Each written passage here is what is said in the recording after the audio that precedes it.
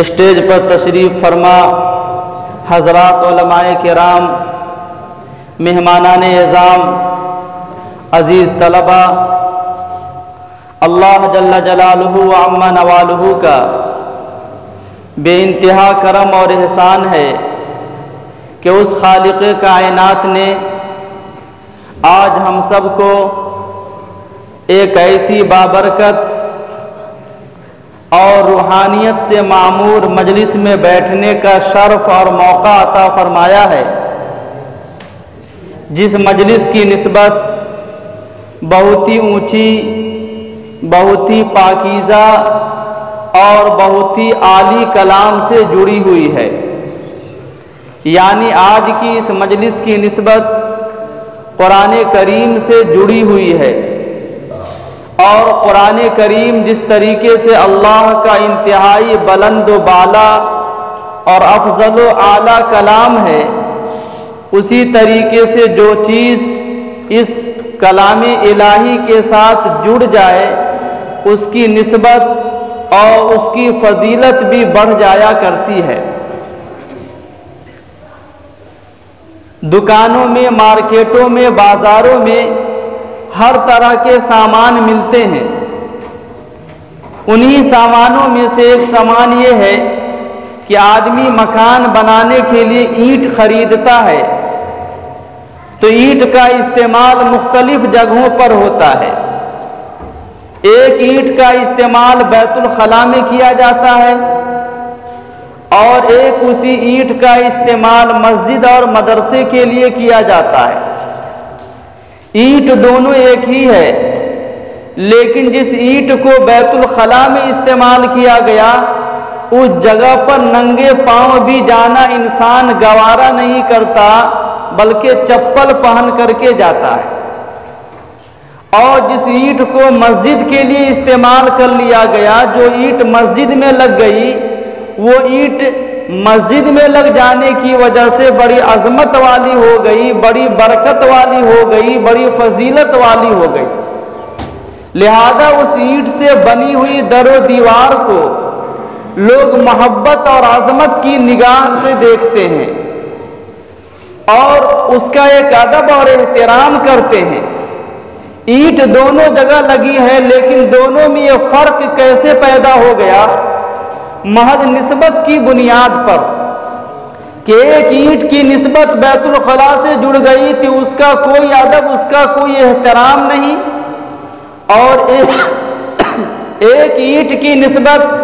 مسجد سے جڑ گئی تو اسی اینٹ کی عظمت اور شرافت کے اندر بلندی آ گئی۔ اس بنیاد پر کہ اللہ رب العالمین کے گھر کے ساتھ اس اینٹ کو نسبت حاصل ہو گئی۔ چنانچہ جس طریقے سے اینٹ کو اللہ کے گھر سے نسبت کے حاصل ہو جانے کی بنیاد پر عظمت اور شرافت مل جاتی ہے، اسی طریقے سے وہ مجلس، جس مجلس کو قرآن کریم سے نسبت حاصل ہو گئی، وہ مجلس بھی انتہائی بابرکت اور عظمت والی ہو جاتی ہے۔ اور اس سے آگے بڑھ کر کے کہی جائے بات کہ وہ سینہ انتہائی محترم اور متبرک اور نورانیت سے بھر جاتا ہے، جس سینے کو کلام الہی سے نسبت حاصل ہو جاتی ہے۔ اور اللہ رب العالمین نے قرآن کریم میں ارشاد فرمایا کہ ہم نے قرآن کریم کو نازل کیا ہے اور ہم قیامت تک اس کی حفاظت کریں گے۔ تو جس طریقے سے اللہ رب العالمین نے قرآن کریم کی حفاظت کی ذمہ داری قیامت تک کے لیے ہے، اللہ رب العالمین کی ذات عالی سے اس بات کی امید قوی ہے کہ جس سینے کے اندر اللہ کا کلام داخل ہو جائے گا، اللہ رب العالمین اس کلام کی اور اس سینے کی بھی حفاظت قیامت تک فرمائیں گے۔ اس لیے کہ اس سینے کی حفاظت اس بنیاد پر ہو رہی ہے کہ اس سینے کے اندر اللہ کا کلام ہے، اس سینے کے اندر قرآن کریم جیسا متبرک اور نورانی کلام ہے۔ اس بنیاد پر اللہ تعالیٰ اس کے سینے کی بھی حفاظت فرمائیں گے، اس کے جسم اور اعضاء و جوارح کی بھی حفاظت فرمائیں گے۔ اور اس حفاظت کا نمونہ اللہ رب العالمین آئے دن دکھلاتے رہتے ہیں لوگوں کو نصیحت حاصل کرنے کے لیے، اور لوگوں کو اس سے عبرت حاصل کرنے کے لیے۔ یو پی کے اندر ایک ضلع ہے مئو ضلع، آپ حضرات نے نام سنا ہوگا، بہت سارے مدارس وہاں پر ہیں اور بہت سارے اہل علم علماء کرام وہاں پر بستے ہیں۔ اسی مئو شہر کے اندر ایک بچہ حافظ قرآن تھا، اس بچے کو کسی فساد کے اندر گولی لگ گئی اور گولی لگنے کی وجہ سے وہ حافظ قرآن بچہ انتقال کر گیا۔ گھر والوں نے اس کی تجہیز و تکفین کر دی، مٹی دے کر کے چلے آئے۔ خبر جو ہے تھانے میں پہنچی، پولیس والوں کو پہنچی، تو جو کہ اس کا جو انتقال ہوا تھا وہ گولی لگنے کی وجہ سے ہوا تھا، چنانچہ سرکاری قاعدے اور قانون کے مطابق اس کا پوسٹ مارٹم ہونا چاہیے تھا، لیکن اس بچے کو بغیر پوسٹ مارٹم کیے ہوئے دفنا دیا گیا۔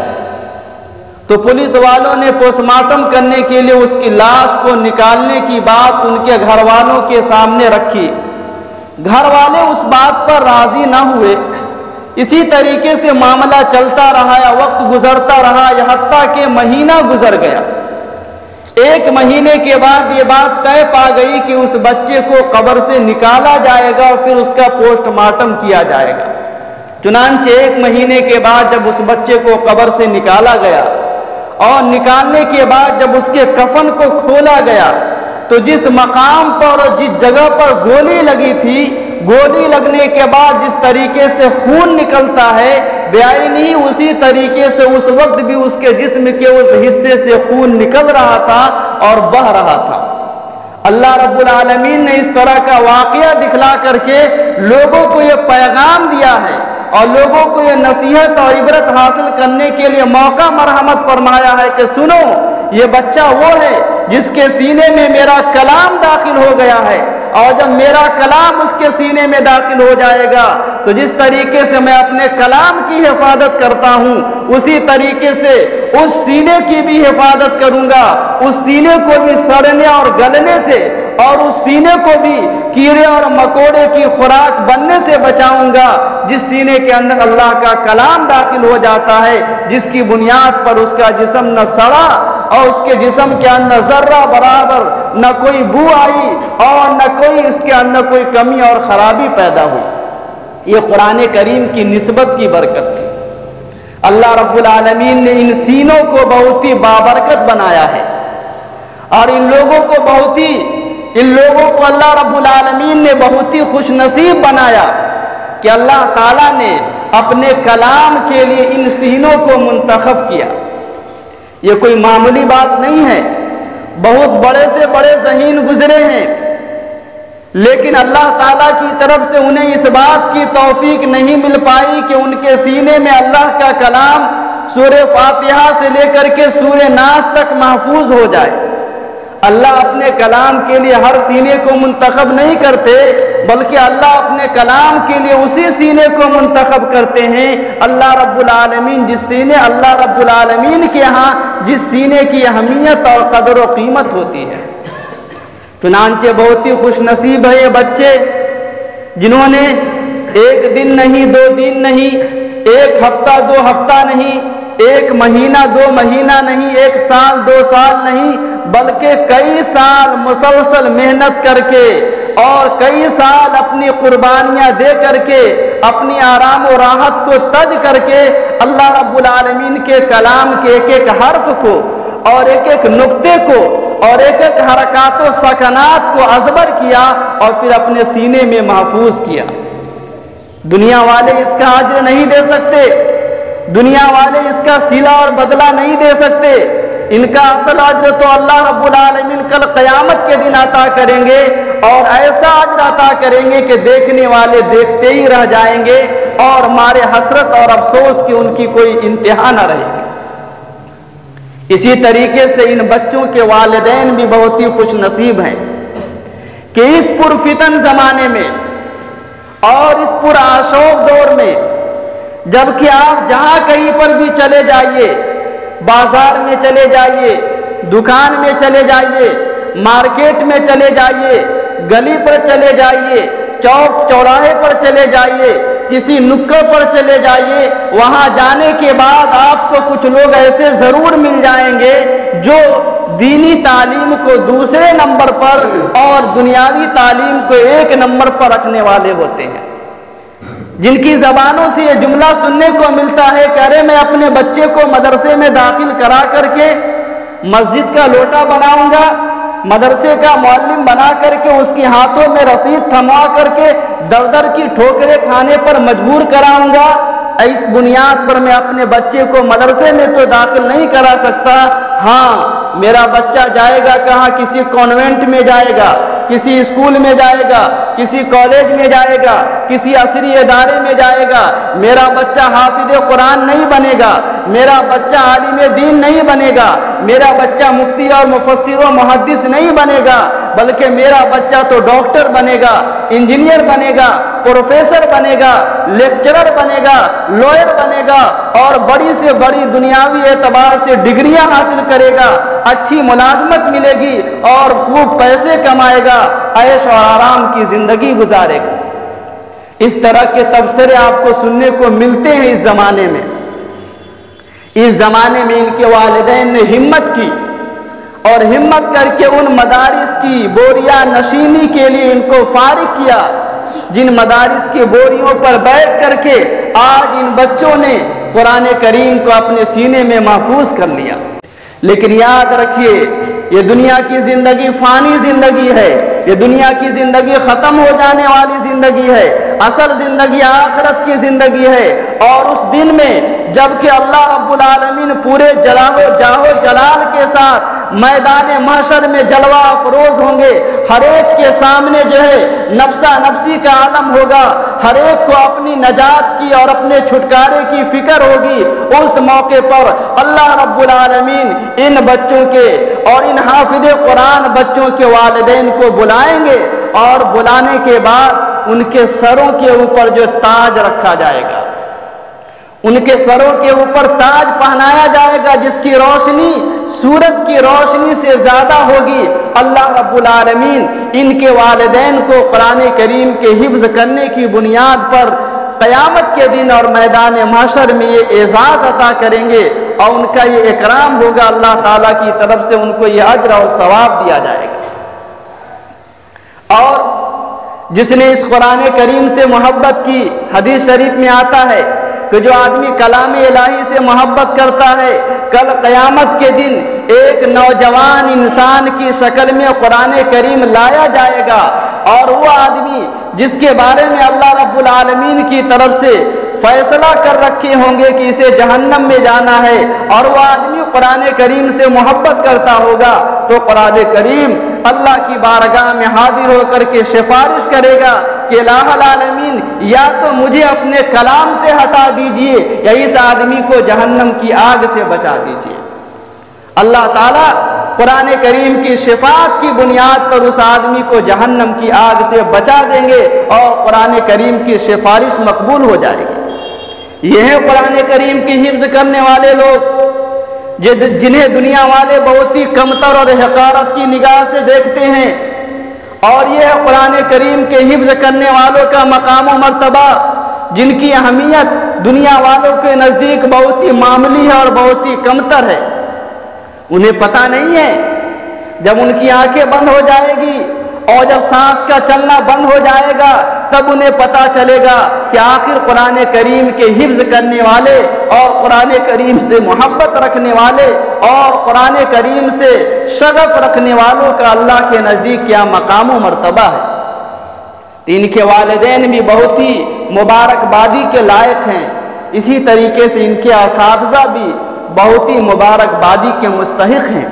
کہ بڑی امانت داری کے ساتھ لگ بھر کر کے، ان کے نخروں کو برداشت کر کے، ان کے ناگوں کو برداشت کر کے، ان کی شرارتوں کو برداشت کر کے اور ان کی ساری بے ادبیوں کو برداشت کر کے، محض ایک دھن کے ساتھ، ایک لگن کے ساتھ کہ اس بچے کے ذہن میں اللہ کے کلام کو کسی طریقے سے محفوظ کرانا ہے، محنت کرتے رہے،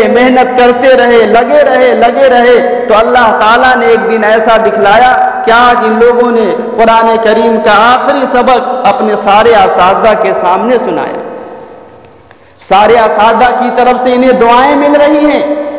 اور سارے طلبہ کی نگاہوں میں یہ طلبہ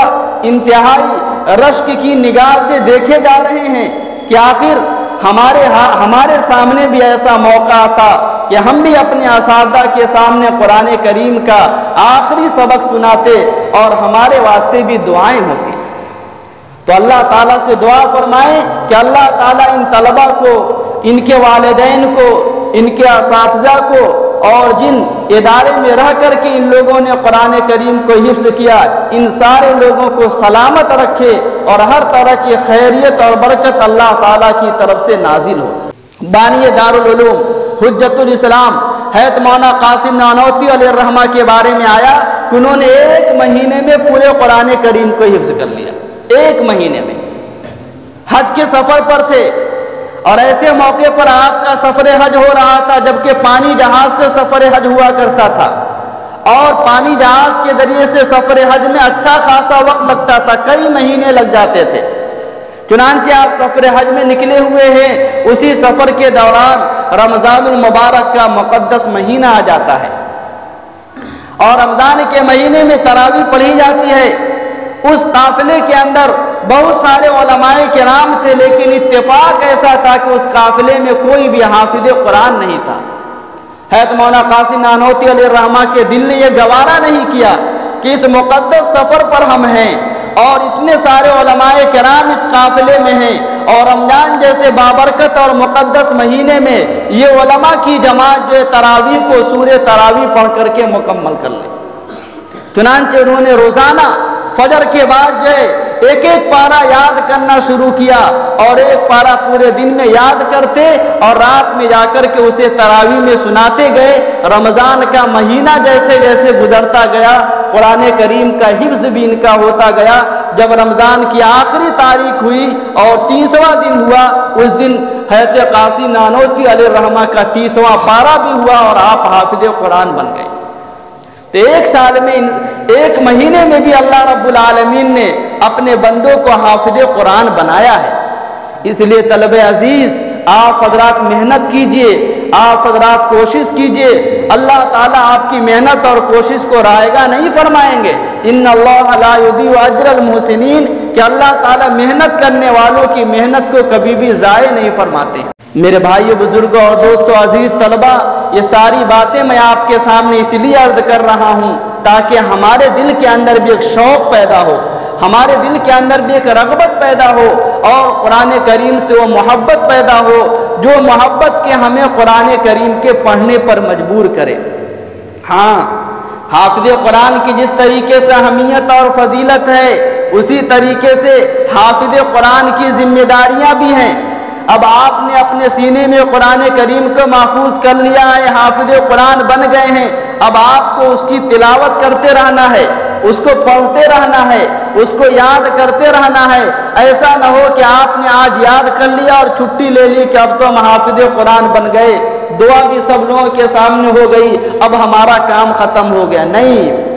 اس قرآن کریم کو ہمیشہ اپنے سینے میں محفوظ رکھنے کی محنت اور فکر میں لگا رہنا ہے، اور اس کے لیے قرآن کریم کی تلاوت کرتے رہنا ہے، آموختہ پڑھتے رہنا ہے۔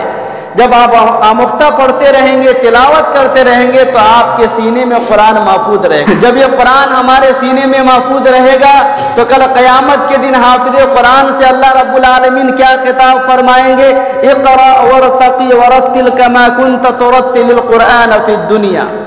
کہ اے حافظ قرآن، قرآن کریم کو پڑھتا چلا جا اور جنت کی سیڑھیوں پر چڑھتا چلا جا۔ تو جب ہمارے پاس قرآن کریم کا ذخیرہ ہے اور اسے موجود محفوظ رکھیں گے، تب جو ہے ہم قرآن کریم کو پڑھتے ہوئے جنت کی سیڑھیوں پر اور جنت کے زینوں پر چڑھتے چلے جائیں گے، اور ہماری آخری منزل وہ ہوگی جہاں قرآن کریم کی آخری آیت ہوگی۔ جب ہم پہنچیں گے من الجنۃ والناس، وہیں پر ہماری آخری منزل ہوگی۔ اور بیچ میں اگر بھول گئے، بیچ میں متشابہات لگ گئی، پھنس گئے، تو وہیں پر آپ کی گاڑی رک جائے گی۔ اس لیے قرآن کریم کو اپنے سینے میں محفوظ رکھنا ہے، کریں گے انشاءاللہ۔ اس کے ساتھ ساتھ اس کے اوپر عمل بھی کرنا ہے کہ اللہ تعالیٰ نے قرآن کریم سے جو ہمیں مطالبہ کیا ہے، قرآن کریم کا جو تقاضا ہے، ان مطالبات کے اوپر، اس تقاضے کے اوپر بھی عمل کریں گے اور عمل کرنے کے ساتھ ساتھ اس کی دعوت بھی دوسرے تک پہنچائیں گے تو اللہ تعالیٰ پھر ہمیں اس کا نور عطا فرمائیں گے۔ دعا فرمائے کہ اللہ رب العالمین ہم سب کو کہنے سے زیادہ عمل کی توفیق نصیب فرمائے۔ اور آخر میں ایک مرتبہ پھر میں ان بچوں کو، ان کے والدین کو، ان کے اساتذہ کو اور ان کے قرآن کریم کے حفظ کرنے میں جو لوگ بھی تعاون کیے ہیں ان سارے لوگوں کو مبارکبادی پیش کرتا ہوں اور اللہ تعالیٰ سے دعا کرتا ہوں کہ اللہ تعالیٰ آپ کی اس محنت کا اپنی شایان شان بدلہ عطا فرمائے۔ آمین ثم آمین۔ وما توفیق الا باللہ العلی العظیم۔